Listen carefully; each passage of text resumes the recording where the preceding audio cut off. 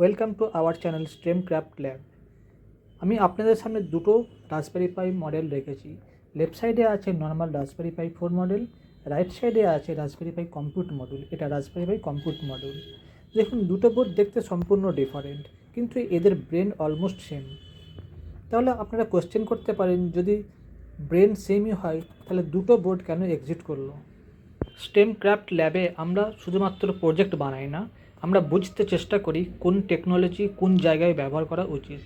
আজকের ভিডিওটা beginners and serious learners দুজনের জন্যই। নর্মাল রাসবেরি পাই 4 হলো একটা রেডি টু ইউজ কম্পিউটার।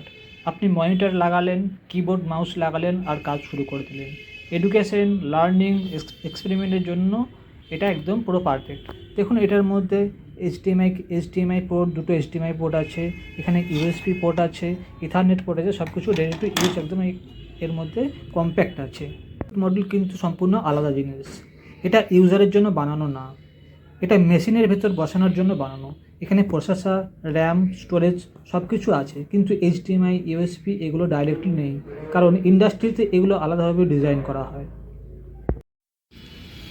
এটা হলো আইও বোর্ড। এটা ডেভেলপমেন্ট আর টেস্টিংয়ের জন্য। এই যে কম্পিউট মডিউলটা দেখছেন আপনারা, এই কম্পিউট মডিউলটা এর ওপর এটা মাউন্ট হয়। এখানে দেখুন আপনার পোর্ট আছে, আইও বোর্ডের মধ্যে পোর্ট আছে, আর এটার কম্পিউট মডিউলের পিছনেও এরকম পোর্ট আছে। এই পোর্টটা এর মধ্যে ইনসার্ট করতে হয়।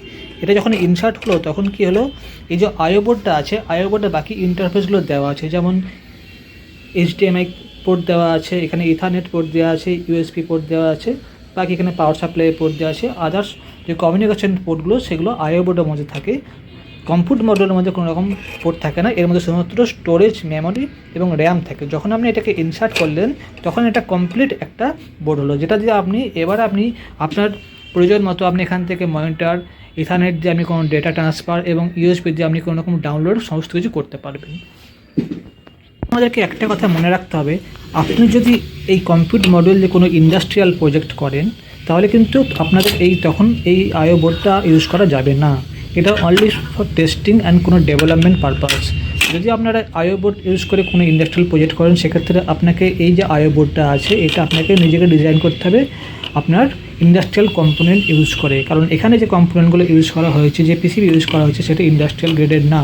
কিন্তু এই যে আইও বোর্ড, এই যে কম্পিউট মডিউলটা আছে এটা কিন্তু ইন্ডাস্ট্রিয়াল গ্রেড। সো আপনাকে যদি কোনো রকম ইন্ডাস্ট্রিয়াল প্রজেক্ট করতে হয় তাহলে আপনাকে এই আইও বোর্ডটা স্কিপ করতে হবে। আপনাকে একটা নিজের মতো করে একটা আইও বোর্ড এখানে ডিজাইন করতে হবে এবং সেটাকে আপনাকে একটা পিসিবি আকারে প্রিন্ট করতে হবে।